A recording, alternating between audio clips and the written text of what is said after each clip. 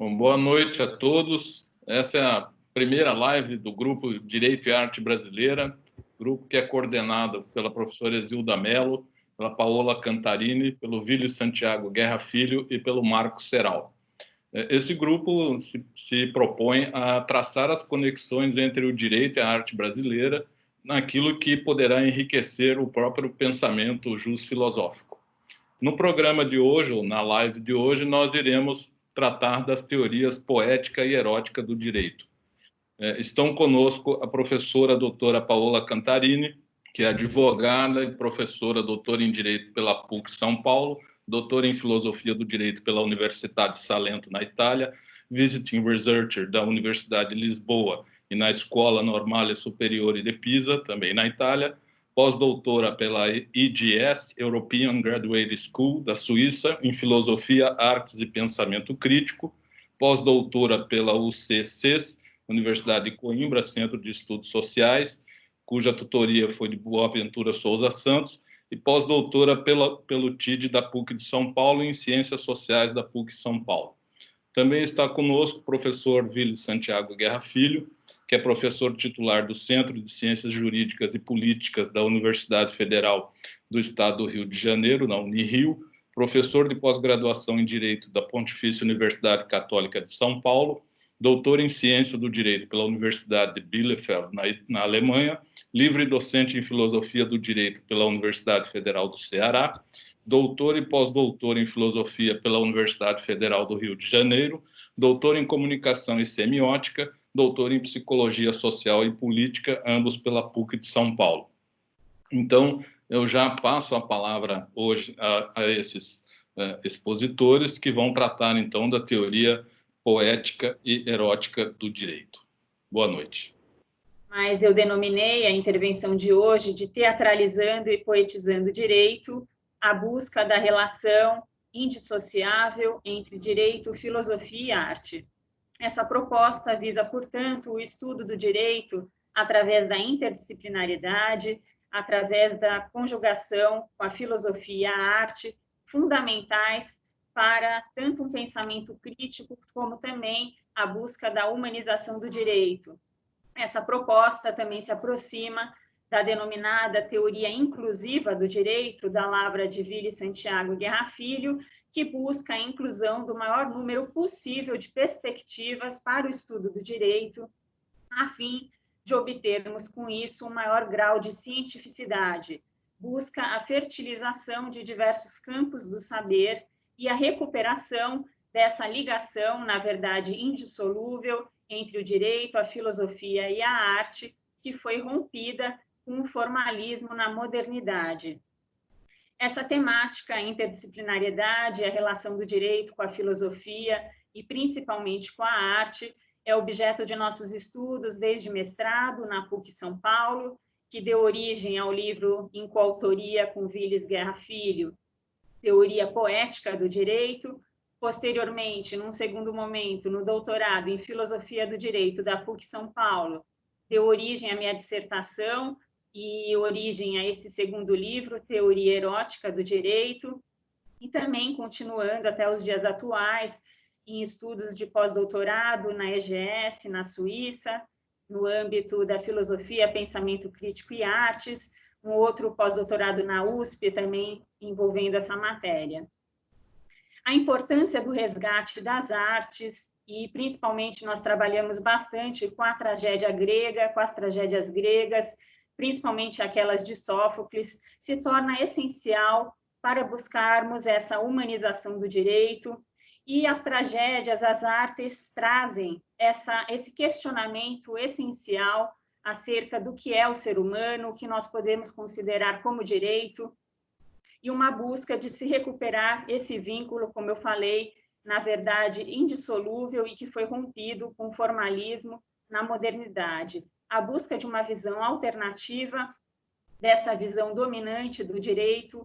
Atualmente, o direito é visto de forma dominante, vinculado à técnica, ao pensamento cartesiano, o direito positivista, formalista, amparando-se em uma mentalidade racional matemática e se distanciando por conta de tal formalismo do que se fala do mundo da vida, que fala Russell, ou então do espírito do povo, de que fala Savigny, ou de um direito popular, na linha da crítica de Karl Marx. As tragédias gregas também trazem dois importantes elementos, o elemento apolíneo e o dionisíaco, presentes, por exemplo, na tragédia grega Antígona, de Sófocles, na figura dos dois principais personagens, Antígona e Creonte. Antígona representa a poesia, a poética, a linguagem dos deuses, a lei eterna e imutável, irrevogável e justa por excelência. Já Creonte, seu tio e o tirano que exerce o poder em Tebas, representa a prosa, o direito escrito, desarmônico, a técnica. Antígona também é considerada uma parresiasta, exemplo da parresia do fraco, esse conceito trabalhado principalmente por Michel Foucault, considerando a coragem da verdade. E ela, extremamente frágil por ser mulher e também extremamente jovem, vai afrontar o mais poderoso dos homens de Tebas, seu tio Creonte, o tirano, que exerce o poder em Tebas.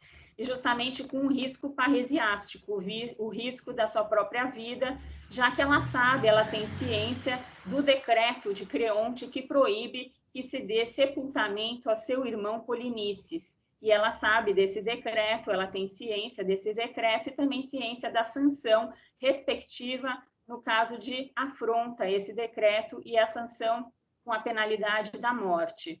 E ela, com esse risco da própria vida, essa coragem da verdade, vai desafiar Creonte. É um exemplo de um personagem parresiástico. E a parresia se vincula novamente ao deus Dioniso, o deus das tragédias gregas, do vinho e também da parresia. A teoria inclusiva do direito procura uma aproximação do direito que alguns chamam de pós-positivismo, e também uma abordagem crítica do direito. Na verdade, uma síntese dialética das duas principais correntes jurídicas do pensamento jurídico, o positivismo, o justnaturalismo, trazendo elementos dessas duas correntes, mas também uma perspectiva crítica, por entender que essas correntes trazem elementos também valorativos, ideológicos, e, portanto, a importância de uma teoria crítica também nesse sentido, para a realização de um Estado democrático de direito, que também nessa fórmula política, jurídica, temos uma síntese dialética do Estado liberal e o Estado social e também o Estado ambiental de direito. O que importa é tentarmos buscar, e tentamos com a nossa teoria poética e teoria erótica, uma alternativa a essa visão dominante do direito na modernidade, ligado à técnica, a uma reprodução estéril, o direito fechado em si mesmo e não relacionado com outras disciplinas, que poderia, com isso, comprometer a sua autopoiese. Na verdade, a autopoiese do direito necessita da produção, da criatividade, das artes. Portanto, uma nova compreensão, um novo uso para o direito que buscamos, e as artes se tornam essenciais nesse sentido. Em sentido semelhante, Oswaldo Jacóia Júnior fala da necessidade da superação do direito como mera forma, pela profanação do direito, na esteira de Agamben, Foucault, Nietzsche, justamente uma possibilidade, através das artes, talvez, da desativação dos dispositivos do biopoder e abrindo um espaço, um resto para novas possibilidades e também novas subjetividades. Daí a importância das artes, a importância das tragédias gregas, e Antígona, essa tragédia grega de Sófocles, traz a importância também das experiências limite, a exemplo do personagem Antígona, na esteira do seu pai Édipo, que são personagens vivendo além de todo o limite humano, além da até, tal como fala Lacan quando faz o estudo dessa tragédia. É uma espécie de viva morta, uma espécie de homo sacer, esse conceito trabalhado por Jorge Agamben, principalmente, retirado do direito penal arcaico romano, considerando uma pessoa que poderia ser morta por qualquer um, sem ser considerado crime tal conduta. Portanto, essas experiências limite, a exemplo de Antígona, de Édipo, e de diversas literaturas, como Blanchot, Artaud, Bataille, que tanto influenciaram Michel Foucault, por exemplo, são fundamentais para questionamentos críticos filosóficos, tais como o que é o ser humano, o que nós podemos considerar como direito, o decreto de Creonte, esse decreto excessivo, injusto, desproporcional, que afronta os costumes religiosos da época, que afronta leis costumeiras, a lei divina, representada por Antígona, eterna, inderrogável e justa por excelência, pode ser considerado um direito? Pode ser uma lei legítima?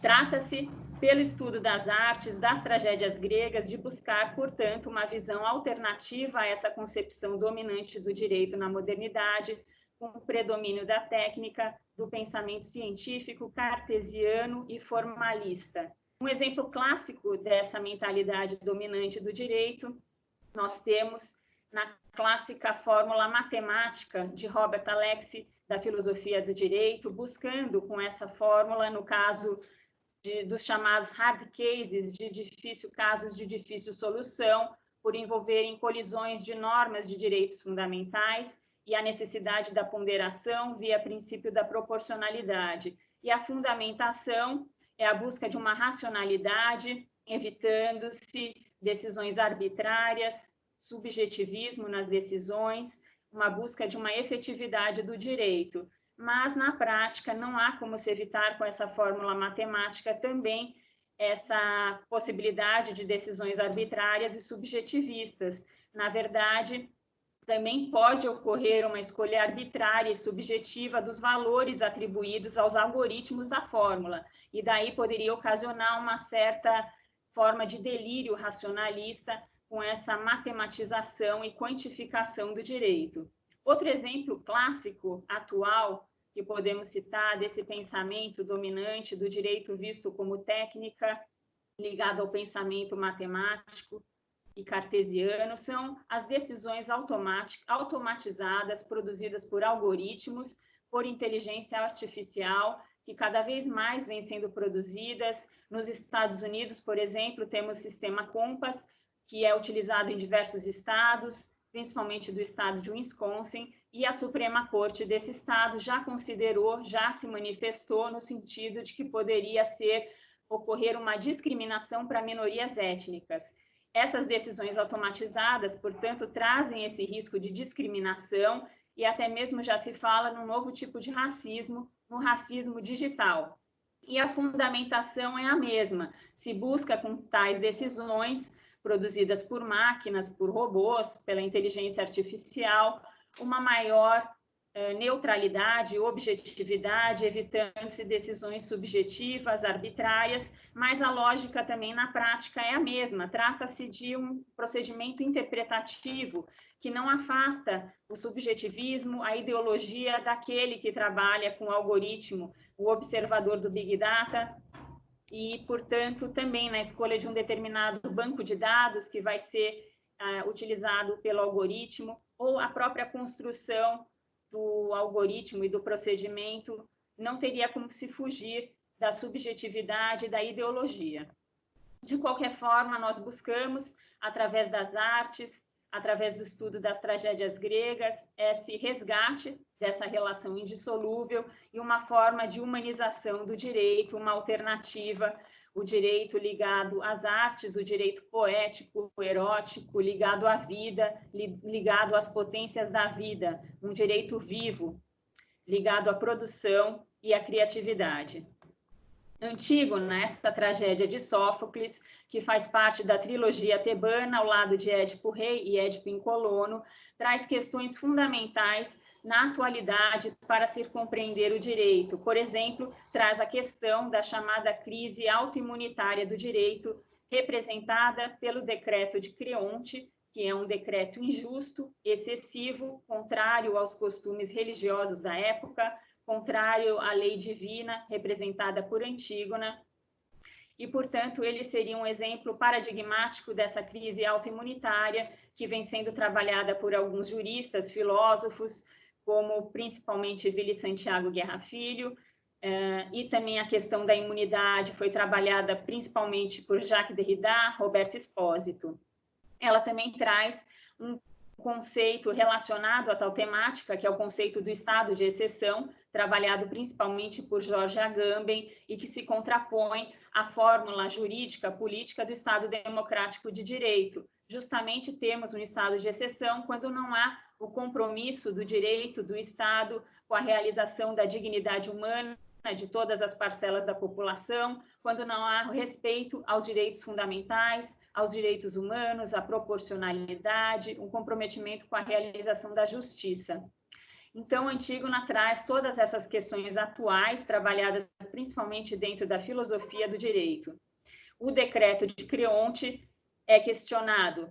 Pode ser considerado uma lei legítima, mesmo sendo excessiva, aplicando uma penalidade desproporcional para o crime cometido por Antígona. No caso, qual foi o crime de Antígona? Ela faz um enterro simbólico do seu irmão, e era proibido que se fizesse esse enterro, pois Polinices era considerado um inimigo do Estado por Creonte. Portanto, ela faz as libações, faz um enterro simbólico do seu irmão Polinices, transgride o decreto injusto e excessivo de Creonte, e o costume local, a religiosidade, os costumes da época previam como penalidade suficiente para o crime de Antígona, crimes semelhantes ao de Antígona, o banimento. O banimento seria suficiente para a purificação do crime. Portanto, é uma lei excessiva, a lei de Creonte, que contraria os costumes religiosos e aplica uma penalidade excessiva, desproporcional. Antígona é a peça fundadora da trilogia tebana de Sófocles, ao lado de Édipo Rei e Édipo em Colono, e traz o desfecho final da infortunada e amaldiçoada família dos Labidácidas, a família de Antígona, essa família amaldiçoada. Antígona é filha de um casamento incestuoso do seu pai Édipo com sua própria mãe Jocasta, e Édipo casa com a sua mãe após matar o seu próprio pai Laio. Ela é a peça fundadora, portanto, dessa trilogia tebana, e a primeira apresentada, apesar de trazer o final trágico dessa família.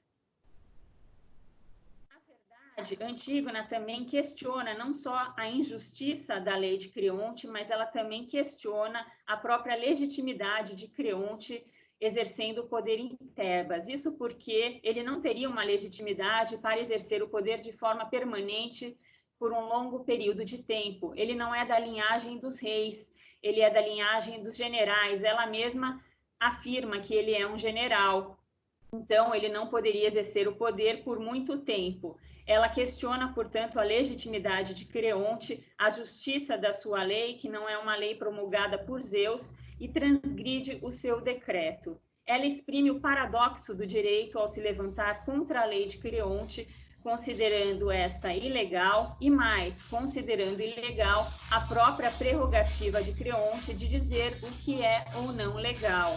Nesse sentido, ela seria talvez a única capaz de uma crítica radical ao direito, como expõe com propriedade Teubner. Antígona traz esse questionamento da legitimidade de Creonte, que não é da linhagem dos reis, dos regentes, não é basileus. Ela traz também a questão contemporânea, que é estudada na filosofia do direito, da corrupção do direito pela lei, do estado de exceção, da força de lei sem lei, do antidireito representado pelo decreto de Creonte. E traz um último questionamento, que seria de considerar se na época ou atualmente também o direito ainda pode ser tido como respondendo correspondendo ao seu próprio código binário, direito, não direito, lícito, ilícito, ou já poderíamos falar que o direito não mais responde através desse código, mas se utiliza de códigos de outros subsistemas, como a política, a economia, ocorrendo daí a corrupção sistêmica, na linha da teoria sistêmica de Niklas Luhmann. Portanto, a crise autoimunitária também corresponderia a uma possibilidade dessa corrupção sistêmica, uma crise de desdiferenciação, quando o direito não mais se socorre do seu código binário próprio, direito não direito, mas sim do código da economia, do poder, e quando isso ocorre, estaríamos diante da alopoiese do direito, comprometendo-se a sua autopoiese. A autopoiese necessária para o direito continuar vivo, a produção, a criatividade. Caso contrário, o direito será, possivelmente, se encontrará morto. Daí, talvez, podemos falar da morte possível do direito na esteira da já anunciada morte da filosofia e do ser humano. Seriam essas as minhas colocações e eu fico à disposição. E obrigada. Muito obrigado, Paulo. Vou deixar os questionamentos para depois, mas a temática é muitíssimo interessante e a questão dos paradoxos também, né? Já está desde o nascimento do direito esse problema, né?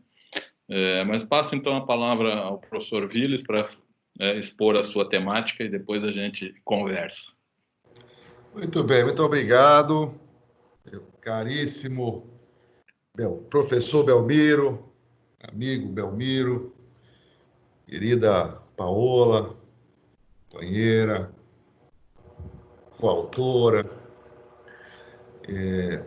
Eu pensei em fazer uma exposição a partir da chamada, aquilo que chamamos, não é? Paola participou desta elaboração, não é? Lembro muito bem, estávamos juntos em Portugal, na praia, em Nazaré, quando começamos a falar do que viemos a denominar a teoria poliédrica do direito. Então, eu vou explicar a teoria poliédrica do direito rapidamente e depois exemplificar o que ela representa, referindo-se à poética erótica romana, especialmente a um desses poetas, que é Propércio. Então, vamos relembrar o que seja um poliedro, que é uma figura geométrica composta por polígonos. Então, é uma espécie de polígono de polígonos, com muitos vértices. Em cada um de seus vértices há um outro polígono. Eu vou me referir apenas a triângulos. Eu vou, então, lhes apresentar um poliedro composto por 5 vértices, onde em cada um há um triângulo. Em um desses vértices, então, procurem visualizar.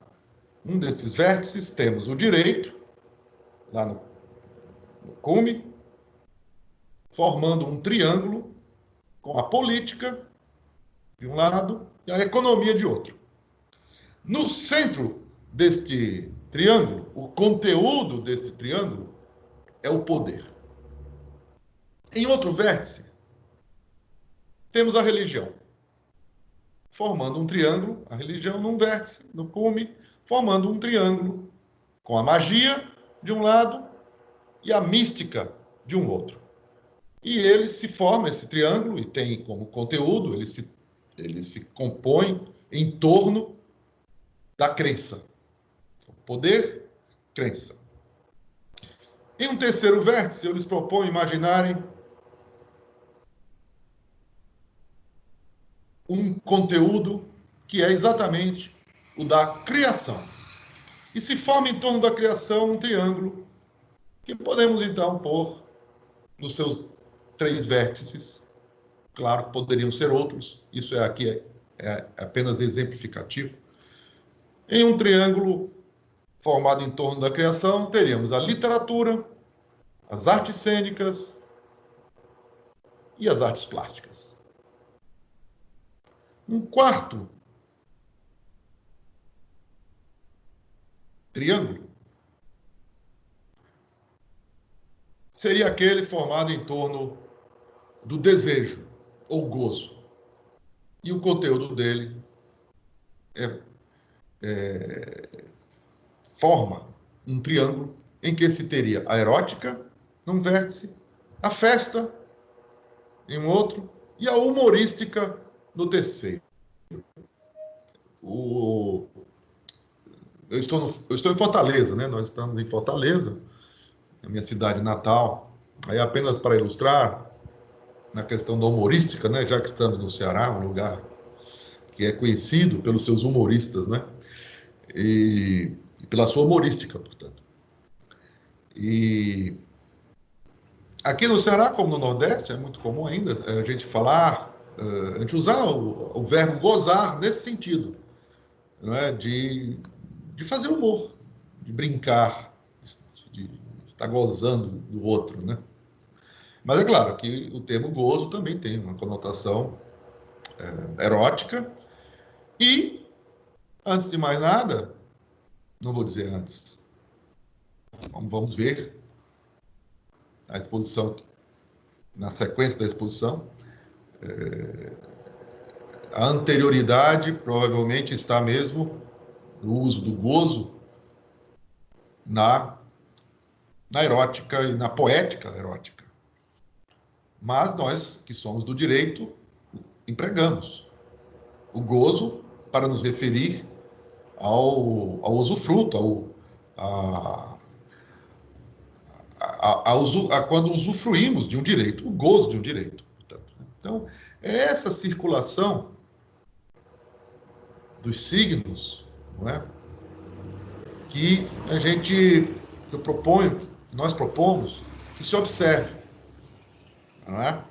Como ele circula entre esses vértices, não é? Se origina de um, vai para o outro, ganha novo sentido, mas não deixa de guardar uma relação com o sentido que já obteve anteriormente em algum desses outros vértices. Mas ainda falta um quinto triângulo, digamos assim. Não é? O nosso poliedro é feito de 5 polígonos. Não é? É um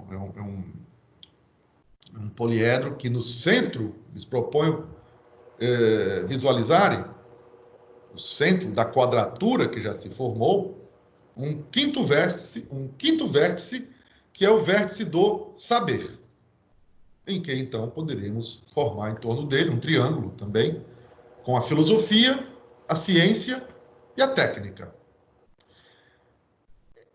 Esses triângulos todos estão ligados, propõe que nós os imaginemos ligados, e entre eles flui, como se fosse através de vasos comunicantes, como se fossem vasos comunicantes, que permite que flua entre eles uma seiva. A seiva que neles está contida, que neles se forma, e que são os valores. São seus valores. Os valores que estão nas artes, né, que estão na religião, na poética, também estão presentes os valores, assim como na ciência, na filosofia e na técnica. Então, esses valores, eles precisam estar em fluxo, porque só esse fluxo e essa circulação é que os revigora, transmutando-os uns em e por outro. E aqui há uma observação importante. Para que haja esse fluxo e essa circulação, é preciso que haja um impulso. E este impulso é dado pelo desejo. O desejo é que nos move. Nós somos seres desejantes, em busca de gozo, de fruição, polimorficamente, como disse o nosso velho e sábio Sigmund Freud, referindo-se à nossa origem como sendo aquela em que nos encontramos no estado de uma perversão polimórfica. porque não temos uma direção dada ainda aos nossos desejos, que se manifestam para todos os lados. Tá?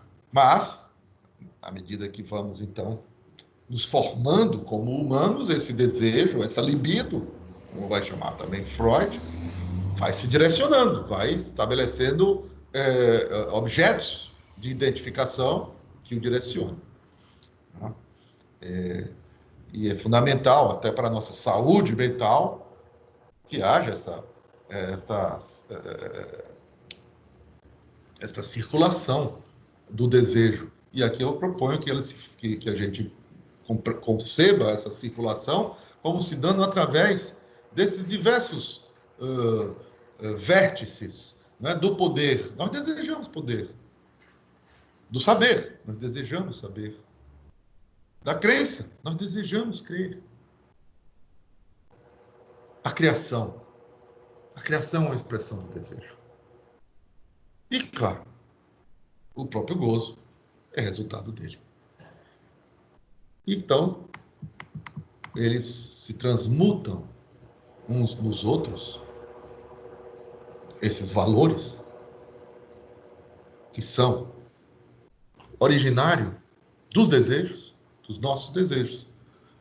De forma que, no poder, há saber. E vice-versa. Também há saber no poder. Saber é poder, saber dá poder. Mas há também gosto nesse saber, como no poder. Aliás, vale lembrar, saber e sabor são sinônimos. São a mesma palavra. Pois em Portugal, por exemplo, ainda se diz que sabe bem o que tem gosto bom. Esta comida sabe bem. Eles falam assim. Gosto que já, por seu tudo, nos remete às artes, né? A fruição estética, a dimensão criativa, que se há de ter para produzir o saber, e com ele o poder, nos quais se há de crer, imaginando criativamente o que assim se vai fazer, obter, por aí vai. Os polígonos, então, se mostram como dotados de propriedades hologramáticas. Eles são hologramas. Uma projeção que emana do fundamento desejante que há em nós. E que é, portanto, um fundamento sem fundo. Se entendemos o desejo, não propriamente como falta, mas como incompletude.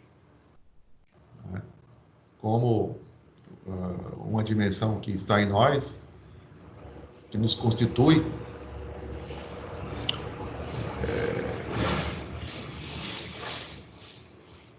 pela fala que somos. Ganhamos a fala em troca da perda de nossa manutenção por leis férreas da natureza. Somos seres, então, em busca de um sentido, em busca de dar um sentido a esse desejo que nos habita. Eu vou, então, exemplificar como pode se dar, como a gente pode visualizar concretamente, historicamente, esta circulação de valores e do desejo que os constitui, com a poética erótica dos chamados poetas elegíacos romanos. E, como disse, dentre eles eu escolhi, eu vou focar brevemente, o Propércio. Propércio viveu entre os anos de 54 e 15 a.C., em Roma. Né? Nós estamos ali no fim da era pré-cristã, próximo ao nascimento de Cristo, mas ainda não ocorreu. Né? Portanto, nos finais da República e no começo do Império, tempos de Augusto, imperador Augusto, o segundo imperador, e do senador e seu grande colaborador, Mecenas. de onde vem o mecenato, como sabemos, porque esse senador, para promover a glória do imperador, financiava artistas que, em suas obras, glorificassem Augusto. Afinal de contas, ele precisava ser entronizado como uma figura divina. Era preciso haver a divinização do imperador para que ele fosse aceito como o ditador perpétuo, que era o que se constituiu, era no que se constituíram os imperadores romanos. Um estado de ditadura, um estado de exceção, que em Roma era regularizado, era regulado, o estado de exceção previsto como sendo uma ditadura, e que se tornou permanente com o Império Romano. Quer dizer, o estado de exceção que se torna permanente não é recente, como se pode supor. O que é recente, contemporâneo, é a permanência do estado de exceção. Porque, na verdade, o Império Romano é um estado de exceção que durou quantos milênios? No Ocidente, uns tantos, no Oriente, mais outro tanto, e com a união que se deu com o próprio cristianismo, não se teria formado uma outra espécie de império, de estado de exceção, que perdura até os nossos dias. Mas voltemos ao nosso Propécio. Então, ele era um dos artistas financiados por mecenas, para louvar em sua poética Augusto. E, só para situar, entre os conterrâneos e contemporâneos de Propécio estavam Catulo, mais velho do que ele, Horácio, mais ou menos da mesma idade, assim como Ovídio, mais novo um pouco, Tibulo, bem contemporâneo de Propécio, e o célebre Virgílio, também um pouco mais velho. Mais contemporâneos todos. Poetas do amor, que tomavam como modelo para a sua realização poética, como era comum em Roma, tomar como modelo, os antecessores gregos. A Grécia, né, fornecia o modelo para Roma. Em todos aqueles vértices do polígono, do poliedro.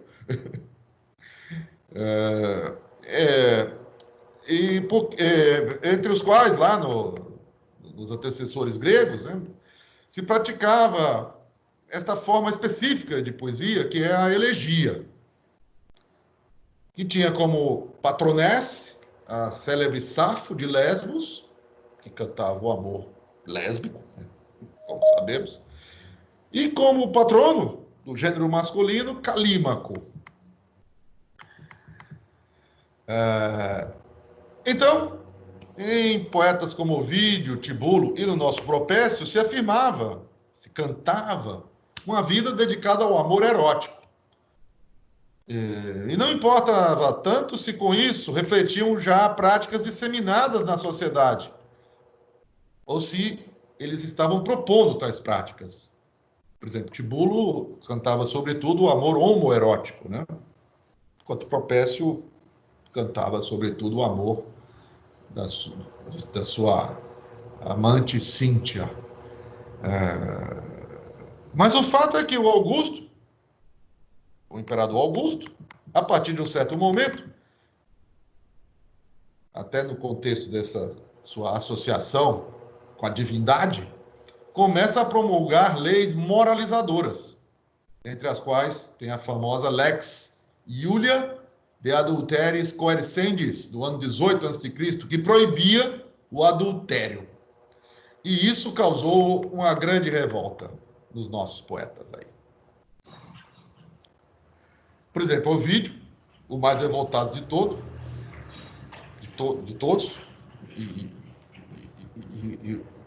e vamos ouvir, né? Não por acaso, de todos, os três, pelo menos, Tibulo e Propécio é o mais famoso. O melhor também. Ovídio vai ser degredado, vai sofrer a pena de degredo. Né? E isso pode explicar o arrefecimento do ardor poético do Propécio, como vai se notar no que ele vai produzir a partir de então, que é a produção final dele. Porque, vejam, proibir o adultério, naquele momento, para eles, né, era como proibir o próprio amor. Por quê? Porque o amor, por definição, nos costumes, na cultura daquele momento, não fazia parte da relação conjugal. Bom, ao contrário da nossa, né? O amor, o casamento era um contrato que se fazia com objetivos econômicos. Pertencia ao triângulo, aquele vértice do poder, onde estão a economia, direito e política. O casamento era feito juridicamente por motivos políticos e econômicos. Agora, o desejo estava deslocado, não pertencia. O erotismo, o gozo, não estava no casamento, estava fora. Estava em outro vértice, em outro triângulo. Não? Então, a proibição do adultério, que era uma proibição do amor, né? Da fruição do amor, da relação propriamente amorosa, né? Afrontando assim tão diretamente o desejo, terminou tendo aquele efeito que nós bem conhecemos, né? O que é proibido, na verdade, reforça o desejo, né? De fruir do que foi proibido. Como sabemos, nunca se bebeu tanto nos Estados Unidos como no período da Prohibition, que foi da lei seca, que foi proibida a bebida alcoólica nos Estados Unidos. Se bebia muito e mal, qualquer porcaria, venenos tomados. Talvez preparando o sucesso da Coca-Cola, não é isso? Então, a licenciosidade foi intensificada naquele período no Império, como resultado dessa repressão. E o Propécio também vai promover uma intensificação e direcionamento do desejo, propugnando em sua poética o que ele vai chamar de servitium amoris, a escravidão do amor, firmando um pacto, um foedus, como se diz em latim, pelo qual dá sentido à sua vida ao entregar a sua fidelidade, seu foedus, seu pacto de fidelidade, à sua musa, Cíntia. Sendo que fidelidade era algo próprio do contrato conjugal. Olha o que ele faz, né? Ele pega e transfere a fidelidade, que era do contrato conjugal, para a amante. Né? E esse foedus era uma expressão de uma submissão econômica, jurídica e política da esposa ao marido. Por isso, pertencia, como dizia, ao triângulo, ao vértice da economia, da jurídica, do direito e da política. Né? A quem ela, a esposa, devia fidelidade. Então, o Propécio inverte tudo. Ele entrega a fidelidade dele, ele, homem, entrega a fidelidade dele, e não a sua esposa, a sua amante. Né? E também dá uma conotação que não tinha no foedus sexual, a fidelidade. Quer dizer, desloca para o triângulo do gozo, que estava no triângulo do poder. Né? De onde estava excluído. Do triângulo onde estava colocado o casamento, estava excluída a relação amorosa, afetiva. Ao contrário do que ocorre hoje, do que se espera que ocorra hoje, né? O poeta, então, ele vai colocar a sua amada na condição de domina. Ele deixa de ser o dominus para que ela seja a domina, a dominatrix. Portanto, que não seja mais uma molis, de onde vem mulheres, né? Doce e suave, apesar de ser mulher, mas sim dura, cruel e inclemente. Voluntariosa, mas conquistável, por meio de uma militância poética, né? Quer dizer, ele vai também deslocar a guerra, que pertence ao polígono do poder, ao triângulo do poder, novamente para o mesmo lugar em que está a erótica, porque ele vai se tornar um militante, alguém cuja milícia é a poesia, é a poética e a erótica, subvertendo, então, completamente o ideal político e a prática jurídica dos romanos, porque aí ele rompe radicalmente com distinções estabelecidas sobre a posição e a função de um romano, pater familias, cidadão livre, empenhado nos negócios privados e públicos, acima de tudo, em busca de fama e riqueza, pois ele vai, o Propécio, favorecer a vida inversa a esta, do negócio. Ele vai favorecer a vida do ócio, portanto, por se dedicar aos antinegócios da poesia e do amor. E isso ele faz se sujeitando a uma mulher, que ela, sim, nesse contexto, é quem seria livre, mesmo se fosse casada, ou de status inferior, adotando para si a famosa captis de minúcio, mais que máxima, porque, como vimos, o Propécio vai se dizer servo, escravo da dômina, da senhora. E assim ele vai descobrir o gozo de ser sujeito, de estar assujeitado. O sujeito é um assujeitado. O Propécio, eu quero então aqui propor, é um dos avatares do sujeito moderno,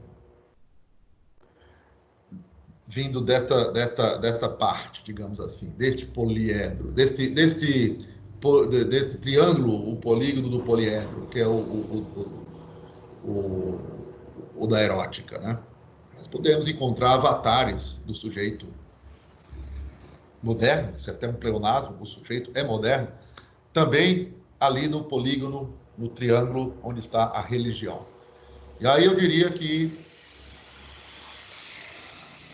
para não dizer que é Jesus, esse avatar do sujeito moderno, eu diria que é Paulo de Tarso, São Paulo. Aquele que interpreta a ressurreição anunciada de Deus em Cristo como uma ressubjetivação, em que não deixamos de ser sujeitos aos poderes do mundo, aos senhores do mundo, para nos tornarmos sujeitos apenas a Deus e ao seu Filho, que é Ele próprio, Jesus Cristo.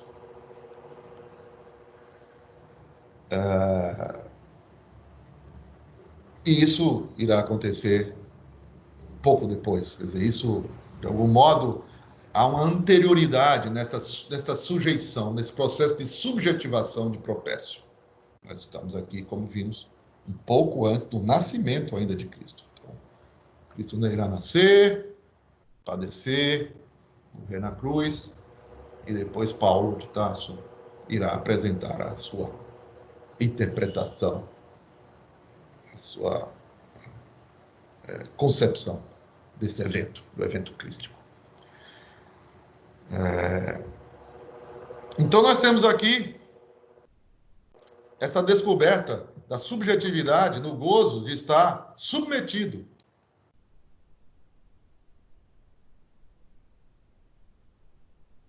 ao serviço de amor.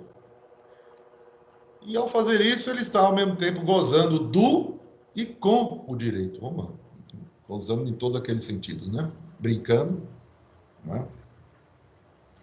Poetizando, e fluindo. Porque está parodiando o direito, adotando as leis do amor ditadas pelo direito, entre aspas aqui, né? O direito da amada. Propécio assume e sustenta sua posição ante os que o censuram e acusam de ser covarde. Na sua 11ª elegia do 3º livro das obras dele, que se inicia com os seguintes versos, uma tradução primorosa feita aqui no Brasil, que foi até premiada. Te espanta que uma moça me revire a vida e arraste um homem sob as suas leis? O que estão olhando surpresos para uma mulher ter me transformado a vida e conduz sob vara com seu direito a um homem? Já na sétima propécia do livro anterior, na sétima elegia, desculpe, do livro anterior, do propécio, ele já havia se referido a uma outra lei do Augusto, que obrigava os jovens romanos a se casarem. Quer dizer, aí é outra. Primeiro ele proíbe o adultério, aí depois ele obriga os jovens romanos ainda jovens, a se casarem. Né? E aí, ele vai dizer...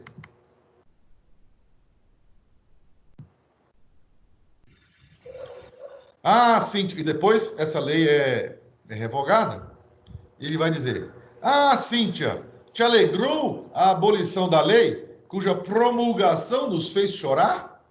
Não nos separaria. Nem Júpiter pode afastar dois amantes que se adoram. Mas grande é César. Sim, grande é César. Na guerra. No amor, povos vencidos nada valem. Antes me arranque a cabeça do pescoço do que perder nas núpcias minha chama. Perder a chama erótica no túmulo do casamento, onde elas se tornam cinzas.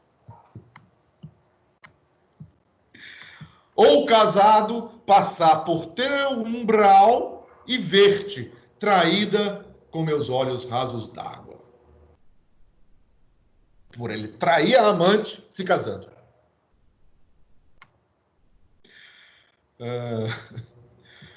Então César é grande, mas é grande por força das armas, com as quais submete nações. Mas isso não vale no amor.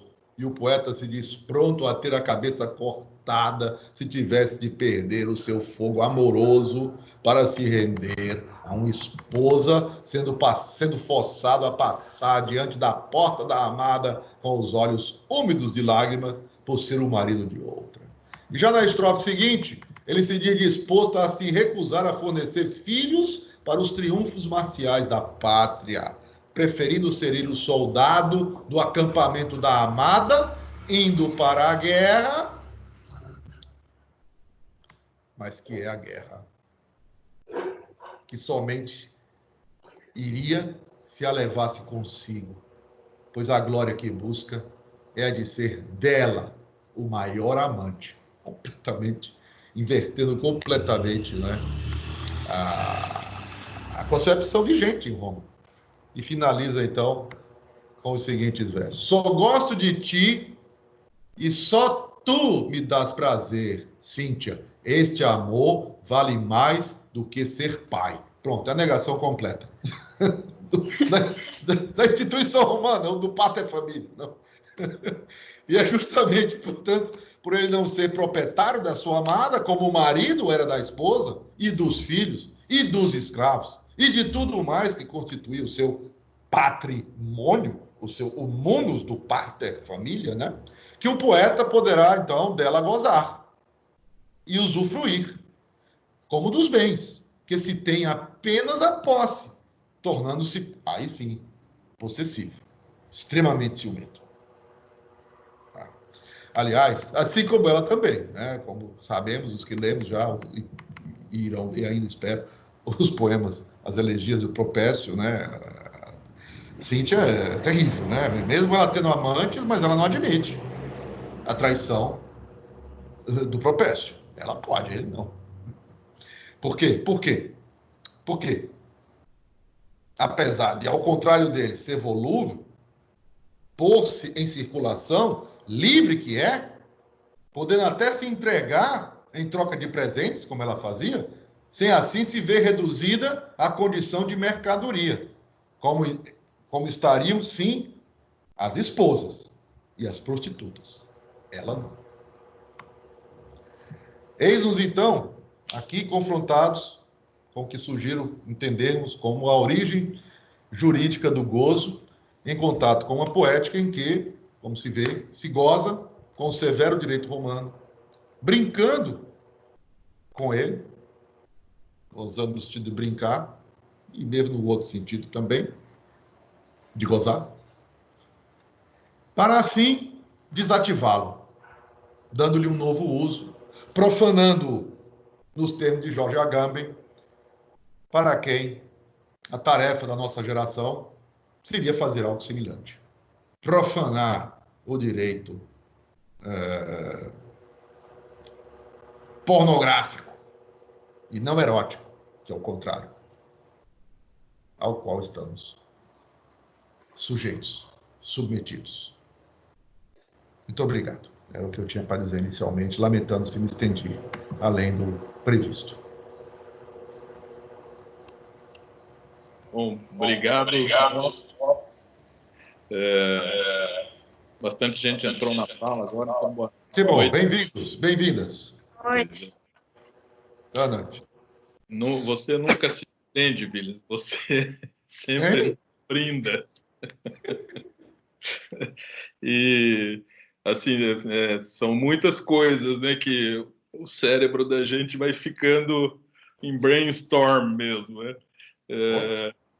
Pois é, primeiro eu gostaria de fazer um questionamento à Paola e também todos os convidados, né, depois se quiserem, né, fazer algumas intervenções, né, sejam bem-vindos. Dessa questão que se levanta, né, a partir da Antígona e desse paradigma, né, da imunidade, que é uma questão interessante, que o problema da Terra, né, quer dizer, até a questão mesmo da inumação, né, como se retornasse à Terra aquilo que é da Terra, né, ou seja, nós humanos, né, e esse decreto é uma interdição, né, a essa conexão com a Terra, né? E a questão da propriedade, que está na origem também, né, do problema imunitário, né? Como é que você veria isso, Paola, essa conexão, né, entre essa questão, né, que envolve a Antígona, né, literalmente, né?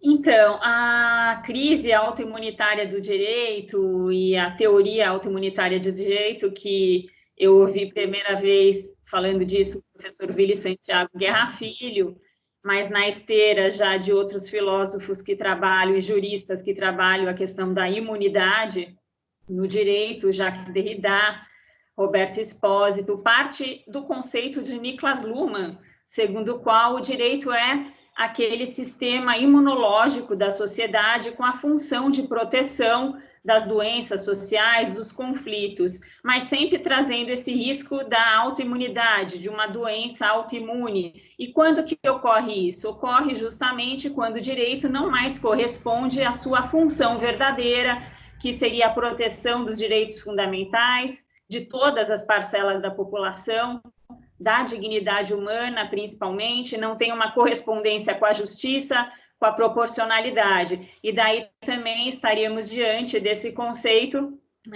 trabalhado principalmente por Jorge Agamben, do estado de exceção, que é contrário à fórmula política jurídica do Estado Democrático de Direito. Então, parte desse conceito de Luhmann, do sistema do direito como sistema imunológico da sociedade, e teria essa perversão do direito, justamente caracterizando o estado de exceção, quando ocorreria a afronta principalmente da dignidade humana, e principalmente não só por particulares, mas, infelizmente, pelo próprio poder estatal, através dos seus 3 poderes, ou porque não decide adequadamente nos processos judiciais, como vemos em diversos casos de direitos fundamentais, são muito mal julgados, infelizmente, pelo Supremo Tribunal Federal, esses casos denominados hard cases, de difícil solução, por envolverem colisões de direitos fundamentais, devendo ser aplicada a ponderação via princípio da proporcionalidade, e o princípio da proporcionalidade é muito mal compreendido, confundindo-se com o princípio da razoabilidade, são princípios distintos em função, conceitos, origem, e também não é aplicada o necessário procedimento da ponderação, o respeito aos 3 subprincípios da proporcionalidade, adequação, necessidade, proporcionalidade em sentido estrito. E só para finalizar esse tópico, porque daí também começo até a fugir um pouco da crise autoimunitária, mas a necessidade também do princípio da proporcionalidade em sentido estrito ser devidamente compreendido, e daí eu sigo também os desenvolvimentos de Willy Santiago Guerra Filho, que foi pioneiro ao trazer essa postulação, vinculando ao direito alemão, e traz uma diferenciação de outras propostas, como do próprio Robert Alexi e de Virgílio Afonso da Silva,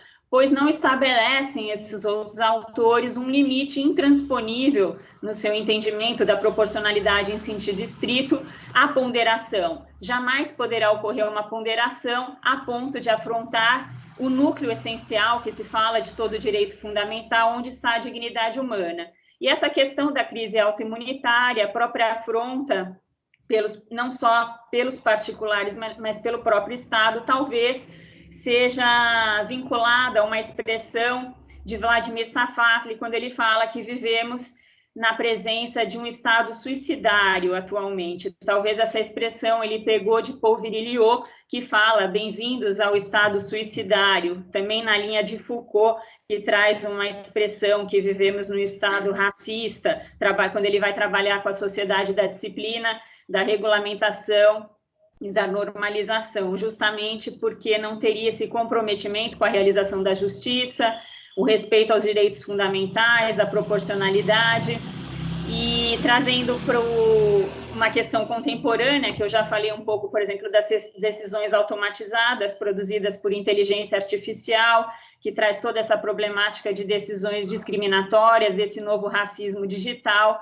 Talvez esses autores, quando falam desse estado suicidário, estejam se referindo também a esse conceito trabalhado principalmente por Byung-Chul Han, que ele fala que atualmente vivemos uma nova forma de soberania, a soberania digital, sendo soberano aquele que dispõe de dados, já que estamos na sociedade da informação e cada vez mais, aproximadamente 90% dos nossos dados estão disponíveis na internet. Então, o novo soberano seria esse que dispõe de dados e o novo petróleo seriam os dados.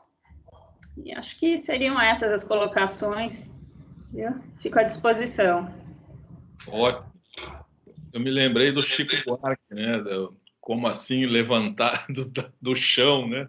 Quer dizer, hoje a gente está num outro nível de metafísica, vamos dizer assim, né? Ainda mais distante da Terra, né? Que é essa questão do mundo digital e tudo que nos desconecta. É muito interessante como isso pode vir a ser um problema, efetivamente, né? Para essa questão do humano, né? E, Viles, me lembrei do Sacher Masoch. Não sei se a correlação... Claro. Você poderia falar um pouco dos Marquês de Sade, obviamente, dessas conexões com o Propércio? Com o Masoch é bem evidente, né? Inclusive o pacto, né? Que ele faz um pacto também com a Cíntia, né? Ele faz um pacto tal como o Masoch faz na Vênus de Pele, né? O pacto de submissão para, com isso, ascender ao gozo. O seu autor predileto é Deleuze, né? Que tem uma obra muito interessante, que é uma obra, eu diria, de filosofia do direito. A obra dele sobre o Sacher Masoch é uma obra de filosofia do direito. Né? Ele vai mostrar essa obra, meu ver, essa conexão mesmo isso está bem no Kafka também. Isso aí está no Kafka também, né? O Kafka, quando no processo, não sei se lembra, quando ele tem acesso a um certo momento lá no livro, né? Já bem avançado, né? Daquela odisseia dele, né? Para saber de que ele era acusado, né?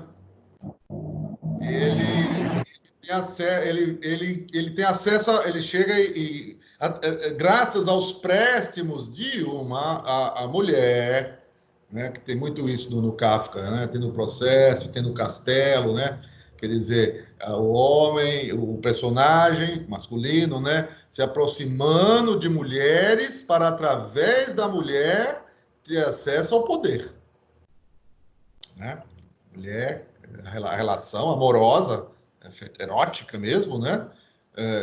Como uma relação que daria acesso ao poder que o submete, tanto no Castelo como no Processo.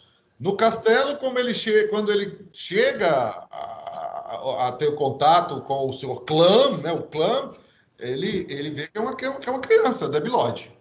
E no Processo, quando ele tem acesso aos livros da lei, aos livros que eram usados pelos juízes para exercer o seu ofício, o que é que tem nesses livros? Pornografia.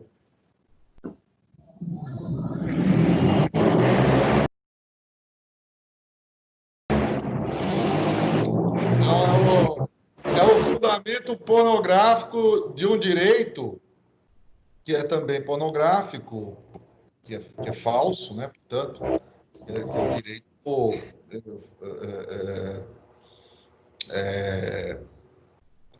que promove a morte, ao invés de promover a vida, né? Que seria o direito erótico. O erotiçado, como dizia o meu querido e saudoso Luiz Alberto Vará. Sempre. E se vocês quiserem fazer considerações finais também, né? Considerações finais, Paula? Eu gostaria de agradecer, e professor Belmiro Pato, agradecer aos convidados que estão participando, a importância desse projeto, coordenado pela Exilda Mello, e Vili Santiago Guerra Filho, Marcos Seral, e a importância da recuperação justamente das artes para tentar uma humanização, a recuperação de um direito ligado às artes poético, erótico e não pornográfico, ligado ao capitalismo, a eterna reprodução do mesmo, do igual, fechado e estéril. Então, gostaria de parabenizar a todos. E eu faria a minha, se você me permite, as suas palavras. Agradecendo mesmo muito, Belmiro, todos e todas presentes, aqueles nomeados pela Paola, e não me custa nomear também cada um dos que vejo aqui presentes, João Grigoleto, Jorge Acosta, querido Jorge Acosta, querida Juliana Salves, Juliette Robcher, Lívia Oliveira, Lucas Rego e o Veison Campos Muniz. E de minha parte também agradeço muito o convite, é sempre um prazer estar com vocês e sempre aprender. Muito obrigado. Então, até uma próxima e que seja em breve. Dale. Bom fim de semana. Boa noite ainda. Beijos, abraços. Tchau.